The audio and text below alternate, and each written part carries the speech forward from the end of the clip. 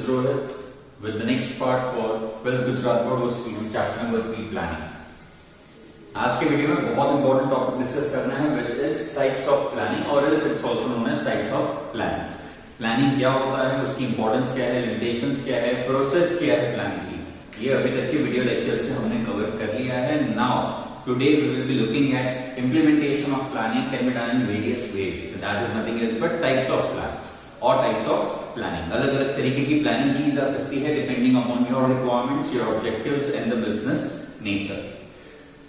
In brief, अगर text book के content को देखने जाए तो how many plans do we have? Types of planning total कितनी है हमारे पास? As you can see, first, second, third, fourth, fifth and sixth. Total 6 types of planning हमारे पास है.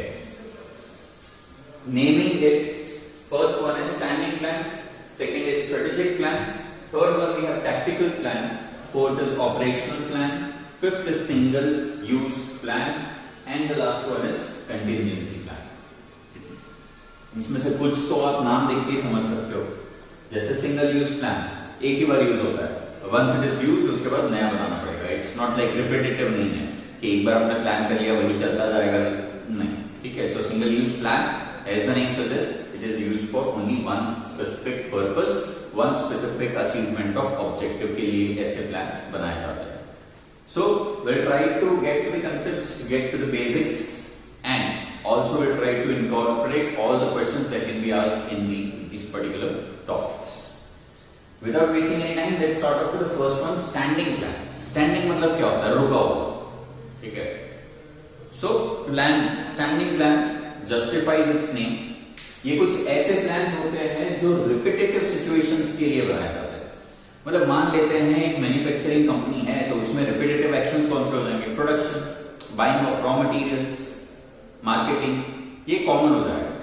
एक ऐसी कार मैन्युफैक्चरिंग कंपनी के लिए कार मैन्युफैक्चर करना क्या हो जाएगा? रिपीटेटिव एक्टिविटी हो जाएगी, वो तो कभी रुकने नहीं वाली है.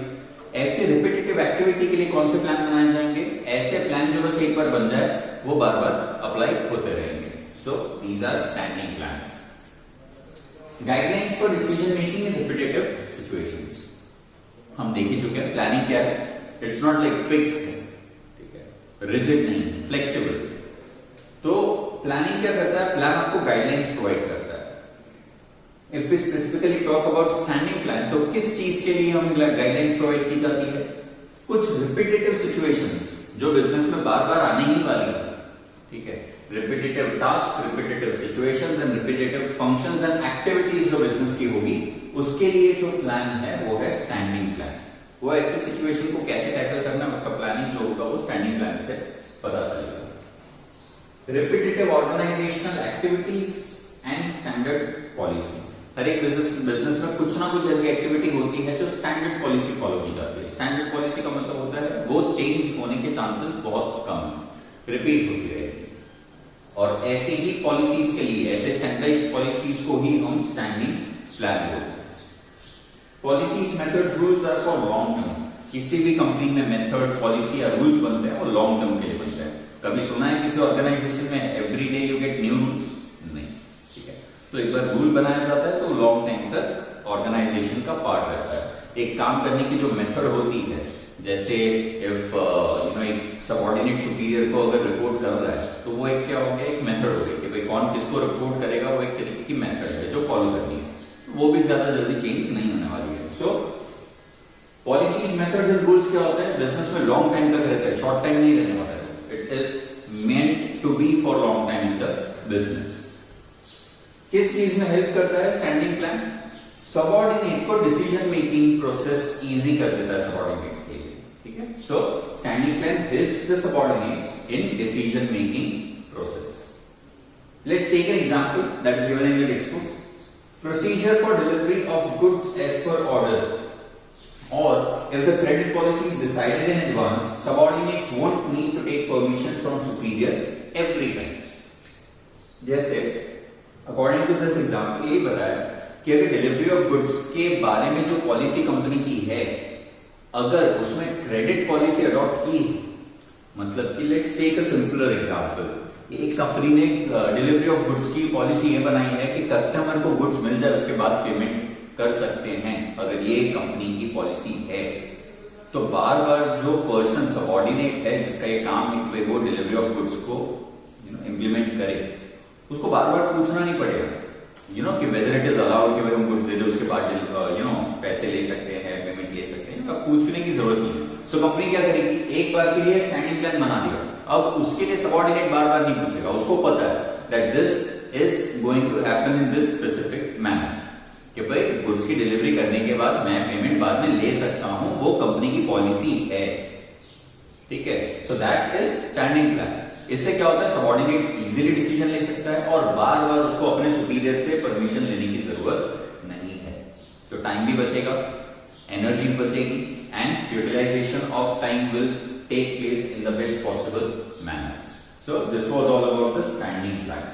स्टैंडिंग वर्ड से याद रखना, दीज आर प्लान्स जो रिपीटेटिव सिचुएशंस के लिए काम लगते हैं, गाइडलाइंस प्रोवाइड करते हैं, सबऑर्डिनेट को डिसीजन मेकिंग प्रोसेस इंप्लीमेंट करने में इजी कर देते हैं, plus it also make sure that the subordinates don't need to take permission for everything. Repetitive चीजें जो है उसके लिए बार बार तो नहीं पूछेगा कोई, ठीक है, अननेसेसरीली टाइम वेस्ट होगा। So for such actions, for such activities, standing plan is made in a business.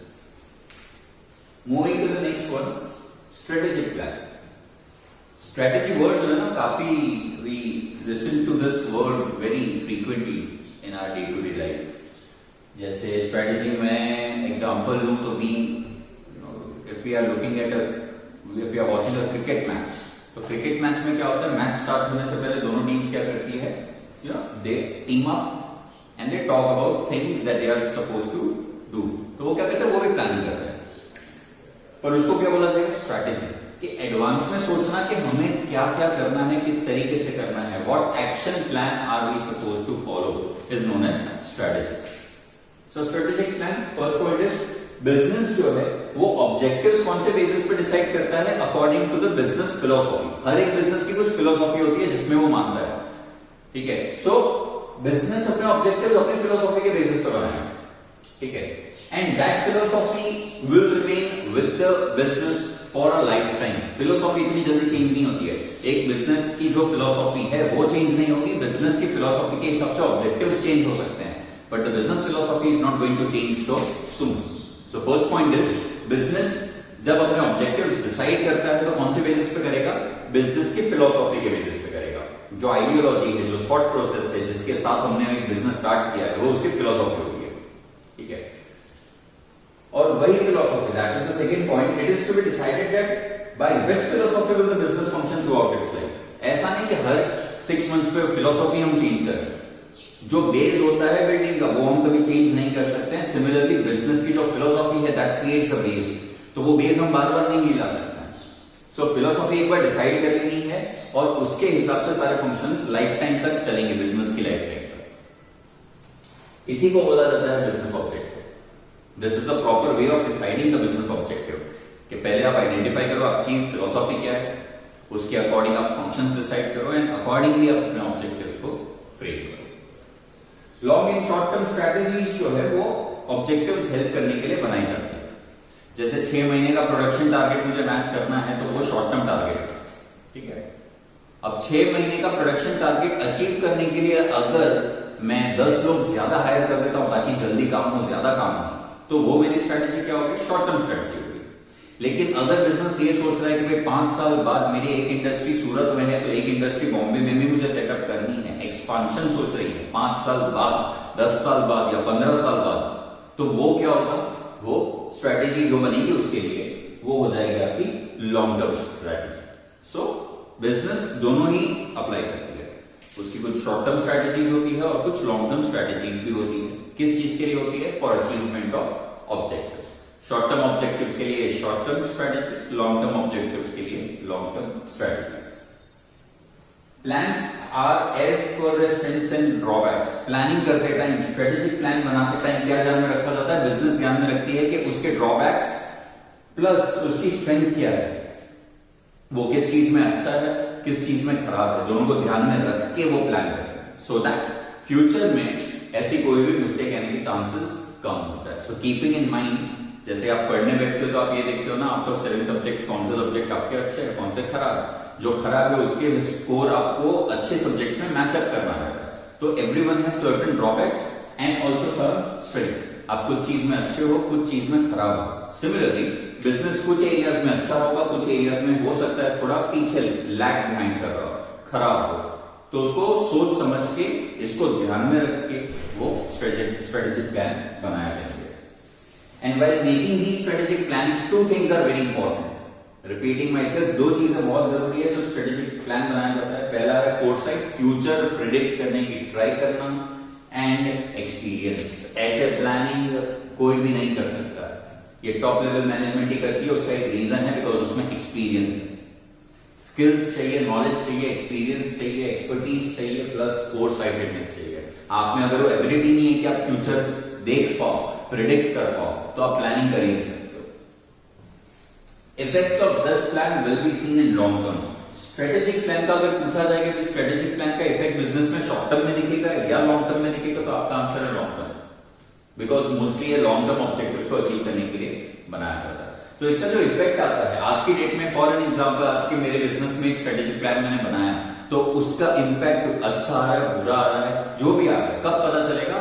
काफी टाइम बाद। ऐसा नहीं है मैंने आज स्ट्रेटेजिक प्लान बनाया, कल अप्लाई किया और परसों उसका इफेक्ट पता चल गया, पॉसिबल नहीं, ठीक है।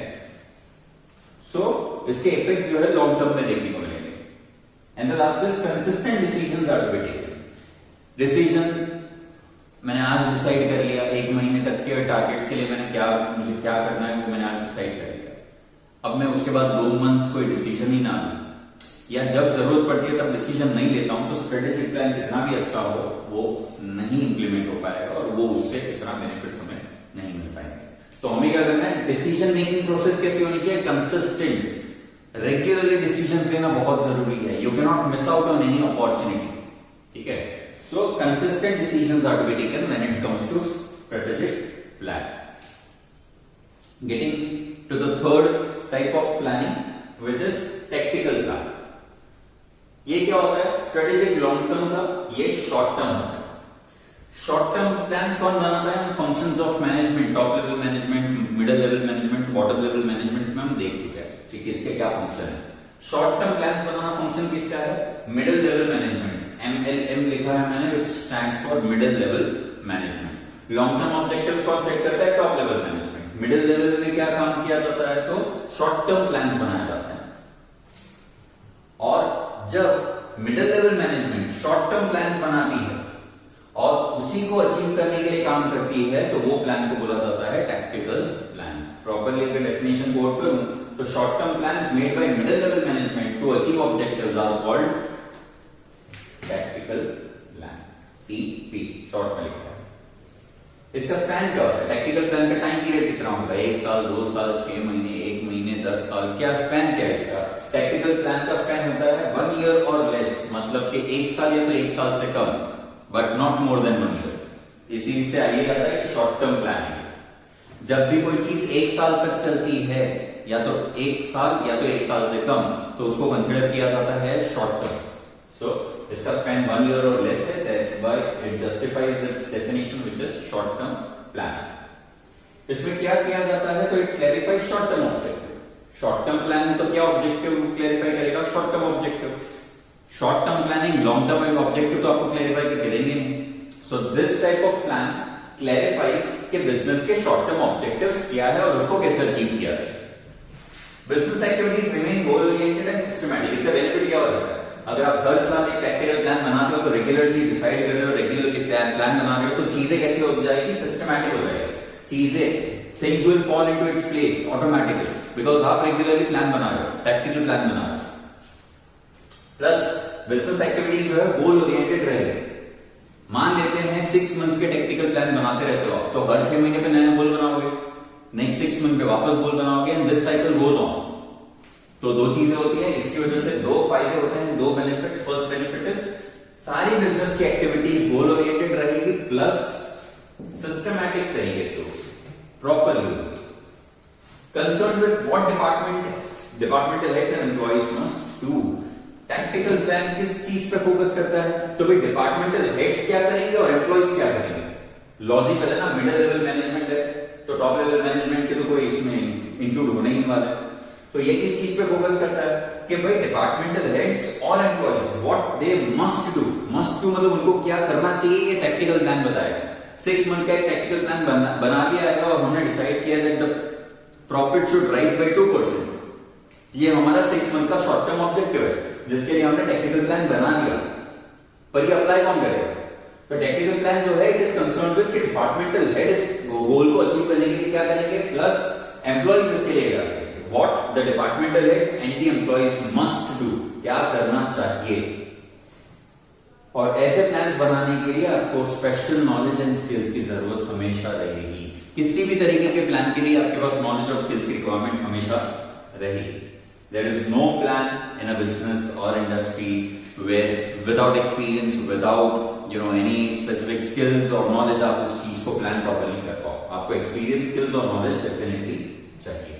So that was all about tactical plan, the third type of plan, which was a short-term planning for short-term objectives done by middle-level management. Its time period is 1 year or less, and it is concerned with what the departmental heads and the employees must do to achieve the short-term objectives. It makes the activities systematic and also goal-oriented. Next one is operational plan. ये plans जो है result expected plans होता है, result पे focus होता है, outcome, ठीक है, उस पे इसका focus ज्यादा होता है।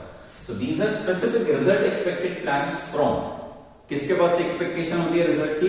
डिपार्टमेंट्स, वर्क ग्रुप्स, मतलब group of people working in a business, और इंडिविजुअल्स, कोई भी इंडिविजुअल्स हो सकते हैं।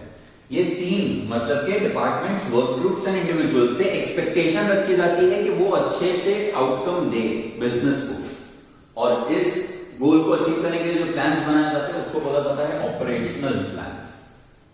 इसका स्पैन क्या होता है? अराउंड 1 ईयर, ठीक है। इसका भी 1 ईयर या लेस था, इसमें आपको टेक्स्ट बुक में दिया है about 1 year, not more than 1 year for sure. Example क्या होगा? ऑपरेशनल प्लान का एग्जांपल लें तो टेक्स्ट बुक में दिया हुआ है मंथली प्रोडक्शन प्लान्स। बहुत सारे एग्जांपल है, मैंने एक सिंपल एग्जांपल पिक किया है सो दैट आप समझ सको इजीली। अगर एक बिजनेस में मंथली प्रोडक्शन प्लान बनाया जा रहा है, monthly production plan, let's just take a hypothetical example कि प्रोडक्शन डिपार्टमेंट जो है, प्रोडक्शन डिपार्टमेंट डिसाइड करता है कि for the month of June उनके यहाँ प्रोडक्शन डिपार्टमेंट में एक मंथ, जून के मंथ में प्रोडक्शन होना चाहिए 1000 यूनिट्स। तो वो क्या हो गया? उनका गोल हो गया। अब वो गोल अचीव करना क्या हो जाएगा? उनके लिए मैंडेटरी हो जाएगा, बिकॉज 1 मंथ का उन्होंने गोल डिसाइड किया है, पर ऐसे ही तो अचीव होगा नहीं, उनको क्या करना पड़ेगा? Proper planning. So when you look at all the types of plan in front of you right now, obviously you think about it. I'll not let you know right now. You think about it, which one would suit this type of goal. जून के month में 1000 units का production करना है, ये production department ने decide किया। तो हमने अभी देखा रिजल्ट एक्सपेक्टेड है किसके पास से? प्रोडक्शन डिपार्टमेंट से। शॉर्ट टर्म ऑब्जेक्टिव 1 मंथ मतलब लेस देन 1 ईयर है, तो कौन सा हो जाएगा? Operational plan. बनाता कौन है? Departmental heads. मैंने एग्जांपल में बोला ही है प्रोडक्शन डिपार्टमेंट, तो प्रोडक्शन डिपार्टमेंट का जो हेड होगा वो डिसाइड करेगा कि ऑपरेशनल प्लान कैसा होगा, कैसा बनेगा और कैसे इंप्लीमेंट होगा। इंप्लीमेंट किसके लिए किया जाता है? बनाता कौन है? डिपार्टमेंटल हेड बनाते हैं, लेकिन किसके लिए बनाया जाता है? इंप्लीमेंट किसके लिए किया जाता है? तो स्ट्रेटेजिक प्लान्स के लिए। यहाँ पे जो स्ट्रेटेजिक प्लान्स बनाए जो लॉन्ग टर्म थे उसको इजीली अचीव करने के लिए ऑपरेशनल प्लान्स बनाए जाते हैं। इट्स लाइक एक बहुत हमने 12 मंथ्स का एक बड़ा टारगेट रख दिया है, तो आप पूरा 1 साल पकड़ के नहीं चलोगे ना, 12 मंथ्स 1 साल तो कुछ हो नहीं पाएगा। तो स्ट्रेटेजिक प्लान जो लॉन्ग टर्म प्लानिंग है उसको पार्ट्स में डिवाइड करके, जैसे 12 मंथ्स नहीं, जनवरी से दिसंबर तक हर एक मंथ को टारगेट डिवाइड करके, जैसे if your yearly target is to increase the production by 12000 units, तो एक साथ 12000 यूनिट्स होने नहीं वाले, तो आप क्या करोगे? 12000 यूनिट्स एक साल में अचीव करना is your strategic plan goal 1 year में। हर महीने 1000 का प्रोडक्शन बढ़ाने की ट्राई करती है स्ट्रेटेजिक प्लान। सो स्ट्रेटेजिक प्लान ऑपरेशनल प्लान किसके लिए बनाया जाता है? स्ट्रेटेजिक प्लान के लिए बनाया जाता है। कौन बनाता है? डिपार्टमेंटल हेड्स बनाते हैं, ताकि स्ट्रेटेजिक प्लान इजीली अचीव हो जाए। Related to routine work, everyday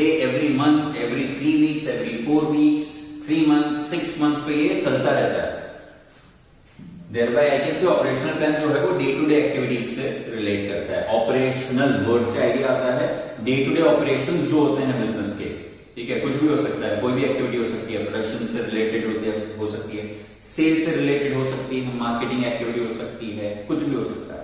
but routine activity से रिलेट करने वाली कौन सा प्लान है अगर पूछा जाता है तो your answer will be operational plan, and this is the most important part. अभी अगर आपको एक कंफ्यूजन रहा होगा कि भाई हमने टैक्टिकल प्लान में भी देखा 1 ईयर, ऑपरेशनल प्लान में भी हमने देखा 1 ईयर, तो दोनों में डिफरेंस क्या है? इसका आंसर आपको ऑपरेशनल प्लान के लास्ट पॉइंट में मिल जाएगा, that operational plans are similar to tactical plans. Similar बोला है, सेम नहीं बोला है, मिलता जुलता है, आइडेंटिकल नहीं। सिमिलर क्या है? कुछ चीजें सिमिलर है, जैसे सबसे बेसिक चीज है कितना टाइम पीरियड है, 1 ईयर और लेस, ये सबसे बेसिक चीज है जो इसमें सिमिलर आती है। And thereby operational plans are similar to tactical plans and are made for strategic plan. याद रखो, वापस बताओ, ऑपरेशनल प्लान टैक्टिकल प्लान जैसे है और ऑपरेशनल प्लान स्ट्रेटेजिक प्लान को अचीव करने के लिए बनाया जाता है, ठीक है। नेक्स्ट 2 सिंपल है, सिंगल यूज प्लान। वीडियो की स्टार्टिंग में आपको बता दिया था मैंने कि सिंगल यूज प्लान का मतलब क्या होता है, देख लेते हैं वापस। For achievement of special objective, कोई स्पेशल ऑब्जेक्टिव अगर आपका है, ठीक है, तो उसके लिए जो प्लान बनाए जाएंगे वो सिंगल यूज प्लान होंगे। स्पेशल ऑब्जेक्टिव्स का मतलब क्या? जो आपकी ऑर्डिनरी रूटीन बिजनेस के जो होते हैं उसमें नहीं आता है। मतलब आप अगर स्टैंडिंग प्लान आपने बनाया है बिजनेस के लिए, तो उसके सिवाय अगर आपका कोई स्पेशल ऑब्जेक्टिव है, जैसे लेट्स टेक एन एग्जांपल, 5% से अगर बिजनेस 2 साल में प्रॉफिट बढ़ाना चाहता है, रिपीट कर रहा हूं, एक बिजनेस 5 साल में या 2 साल में, मोर देन 1, कोई भी एग्जांपल ले सकते हो। Let's just assume that in 5 years of time अगर एक बिजनेस का ऑब्जेक्टिव लॉन्ग टर्म ऑब्जेक्टिव है, बिकॉज 1 साल से ऊपर का मैं टाइम पीरियड ले रहा हूं, 5 साल में अगर एक बिजनेस अपना प्रॉफिट बाय 5% बढ़ाना चाहता है, मतलब रफली 1 ईयर में हो गया 1%, तो ये उसका लॉन्ग टर्म ऑब्जेक्टिव है। मान लेते हैं इसके लिए उसने एक स्ट्रेटेजिक प्लान बनाया to achieve this long term objective, पर जरूरी तो नहीं है ना ये एक ही ऑब्जेक्टिव हो बिजनेस का। मान लेते हैं ये प्राइमरी ऑब्जेक्टिव के साथ साथ along with this particular objective business also wants कि वो 5 साल में सोसाइटी में 3 स्कूल्स बनाए एडिशनल। एक इसका ये भी ऑब्जेक्टिव है कि भाई 5 साल में मेरा 5% प्रॉफिट भी बढ़े, प्लस मैं उसी 5 साल में 3 स्कूल्स भी बना के दूं ऐसे बच्चों के लिए जो पढ़ाई नहीं कर सकते हैं, फ्री ऑफ कॉस्ट में पढ़ने के लिए उनके लिए मैं 3 स्कूल्स बना के दूं। ये बिजनेस का ये भी ऑब्जेक्टिव है। तो ये क्या हो गया? एक स्पेशल ऑब्जेक्टिव हो गया उसका, वन टाइम होगा। ये 3 स्कूल बन गए, ऑब्जेक्टिव खत्म, वो बार बार नहीं आने वाला है, प्रॉफिट बार बार आएगा। 5 साल में अगर 5% कवर हो गया है तो आगे और बढ़ाने की ट्राई की जाएगी, 6%, 7% वो बढ़ेगा, प्रॉफिट है, बेसिक उसके लिए काम कर रहा है बिजनेस। तो ये जो स्पेशल ऑब्जेक्टिव है, इसके लिए प्लान जो बनते हैं उसको बोला जाता है single use plan. Single user, school बन गए, प्लान खत्म। So first point is special objective achieve करने के लिए ये सिंगल यूज प्लान्स बनाए जाते हैं। स्पेशल एक्टिविटीज करने के लिए construction of school is an example, construction of hospital, construction of any sort of building infrastructure. So special activity के लिए, स्पेशल ऑब्जेक्टिव के लिए कौन से प्लान्स बनते हैं? सिंगल यूज प्लान बनते हैं। प्लस स्टैंडिंग प्लान में हमने देखा था ऐसी एक्टिविटीज, ऐसे सिचुएशन जो रिकर करती, रिकर मतलब रिपीट होती रहती है, उसके लिए स्टैंडिंग प्लान बनाया जाता है। तो ऐसी एक्टिविटीज जो रिपीट नहीं होती है उसके लिए single use plan. Obviously repeat नहीं होने वाला है ना, मैं बताया 3 स्कूल बन गए तो बन गए, उसके बाद मैं वापस थोड़ी बनाऊंगा, ऐसा तो नहीं है। 1 साल में मैं 1 स्कूल बनाई, 3 साल में 3 स्कूल बनाई, तो 4 साल में 4 भी बनाऊंगा। मेरे तो 3 स्कूल मुझे बनानी थी, मैंने बना दी, मतलब सिंगल यूज प्लान मेरा वहां तक खत्म। सो स्पेशल ऑब्जेक्टिव के लिए, स्पेशल एक्टिविटीज के लिए और ऐसी एक्टिविटीज के लिए सिंगल यूज प्लान बनते हैं जो रिपीट नहीं होती है, डू नॉट रिकर। रिकर का मतलब क्या होता है? रिपीट। ऐसी एक्टिविटीज जो रिपीट नहीं होती है उनके लिए सिंगल यूज प्लान बनाया जाता है। Example, construction of a house, simple, construction of house complete होगा तब तक सिंगल यूज प्लान चलेगा, कंस्ट्रक्शन हो गया कंप्लीट, उसके बाद ये प्लान खत्म हो जाएगा, बार बार रिपीट नहीं होने वाला है, बिकॉज एक्टिविटी जिसके लिए आप प्लान कर रहे हो वो एक्टिविटी ही रिपीट नहीं हो रही है। जब आपकी एक्टिविटी, आपका ऑब्जेक्टिव रिपीट नहीं हो रहा है तो आप प्लान कैसे रिपीट करोगे? And the last one is contingency plan. In the previous videos, we have discussed a bit about internal and external factors affecting business. इसको थोड़ा in depth वापस समझ लेते हैं because ये topic, this last plan is all about internal and external factors of business environment. एक word आएगा आपको business environment. Business environment का मतलब क्या होता है? थोड़ा साइंस देख लेते हैं। Environment का मतलब क्या? हमारा सराउंडिंग। जैसे अभी मैं इस क्लास में हूं तो ये मेरा एनवायरमेंट है, मेरे आसपास क्या है, कौन है, जो भी है, that is my environment, that is environment for me. Business environment मतलब क्या? अब जैसे मेरे लिए जो एनवायरमेंट है वो मुझे अफेक्ट करेगा, डेफिनेटली करेगा, कि मैं एक जगह पे खड़ा हूं तो वहां पे कौन सी गैसेस है एटमॉस्फेयर में, एनवायरमेंट में, उस पे मेरी लाइफ पे उसका फर्क डेफिनेटली पड़ेगा। सिमिलरली बिजनेस एनवायरमेंट मतलब ऐसी कौन सी सराउंडिंग्स है जिसमें बिजनेस जो है वो वर्क करता है, कितनी कंपटीटर बिजनेस है, ऐसे कौन सी इंडस्ट्री है जो आप जैसे प्रोडक्ट बनाती है, सिमिलर प्रोडक्ट्स बनाती है, ऐसी कौन सी गवर्नमेंट पॉलिसी है जो आपको अच्छा या खराब इफेक्ट ला सकती है आपके वर्किंग पे, ठीक है, पॉलिटिकल पार्टीज के साथ आपका बिजनेस कैसे कोप अप करता है, अच्छे रिलेशन है नहीं है, ये सारी चीजें अफेक्ट करती है। इसी को बोला जाता है बिजनेस एनवायरमेंट। कैसे और जिस एटमॉस्फेयर में बिजनेस काम करता है उसको बिजनेस एनवायरमेंट बोला जाता है। सो ये तो फैक्ट है that business has to cope up with changing situation. पहला फैक्ट तो ये कि कोई भी सिचुएशन कभी भी चेंज हो सकती है, गवर्नमेंट कभी भी नई पॉलिसी ला सकती है, गवर्नमेंट कभी भी पुराना लॉ हटा सकती है, कभी भी नया लॉ लाके उसको चेंज भी कर सकती है। तो ये हो गया आपका गवर्नमेंट है, मतलब के पॉलिटिकल चेंज का एग्जांपल हो गया। सिमिलरली 5 साल बाद अगर पॉलिटिकल पार्टी चेंज हो जाती है तो उनके लॉज भी चेंज हो जाएंगे, that is another example of political change. तो पहला पॉइंट फैक्ट ये जस्टिफाई कर दिया हमने कि पॉलिटिकल चेंजेस तो आते ही रहेंगे, इकोनॉमिक चेंजेस भी आते रहेंगे। जैसे right now due to the conditions of lockdown economic situation पूरी खराब हो गई, ठीक है, चेंजेस आ गए, अच्छे या खराब, लेकिन चेंजेस आएंगे ही, चेंजेस कभी नहीं आए ऐसा हो ही नहीं सकता है। सो इकोनॉमिक चेंज भी आएंगे, सोशल चेंजेस भी आएंगे। जैसे 50 इयर्स बैक कार लोगों के लिए एक लग्जरी थी, सब अफोर्ड नहीं कर सकते थे, लेकिन आज की डेट में एक कार होना इतनी कोई बड़ी बात नहीं है लोगों के लिए। हाँ, आज की डेट में लग्जरी कार होना, स्पोर्ट्स कार होना might be considered as a luxury, but एक नॉर्मल 4 व्हीलर एक घर में होना बहुत कॉमन हो गया। तो ये क्या हुआ? सोशल चेंज आया, लोगों की मेंटालिटी भी चेंज हुई, लोगों की इनकम भी चेंज हुई है। तो that is an example of change in business environment and natural factors. Business अच्छा खासा रन कर रहा है, 5 साल हो गए बिजनेस को, अचानक से अर्थक्वेक आया, उसकी इंडस्ट्री कंप्लीटली डिस्ट्रॉय हो गई, फैक्ट्री कंप्लीटली डिस्ट्रॉय हो गई। तो अच्छा खासा बिजनेस 5 साल से चल रहा था, अचानक से खत्म। क्यों? Changes in natural factors. So first point, business को हमेशा ऐसे चेंजेस के साथ कोप अप करना पड़ेगा।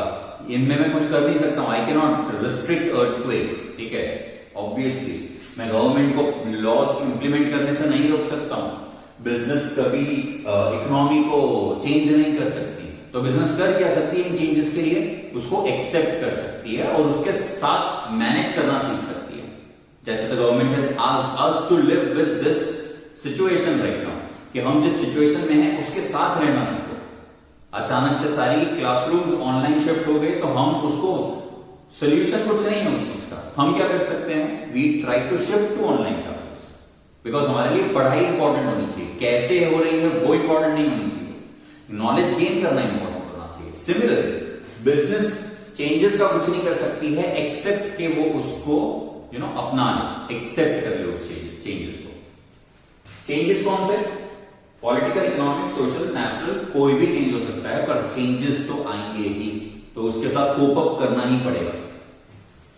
अब इन चेंजेस की वजह से अगर आपने जो भी कोई प्लान बनाया होगा, बिजनेस ने जो भी प्लान बनाया होगा, और अचानक इसमें से कुछ चेंज हो जाता है, पॉलिटिकल, इकोनॉमिक, सोशल या नेचुरल फैक्टर्स की वजह से कोई चेंज आता है और आपको प्लान नया बनाना पड़ता है, तो वो नया प्लान क्या बनेगा?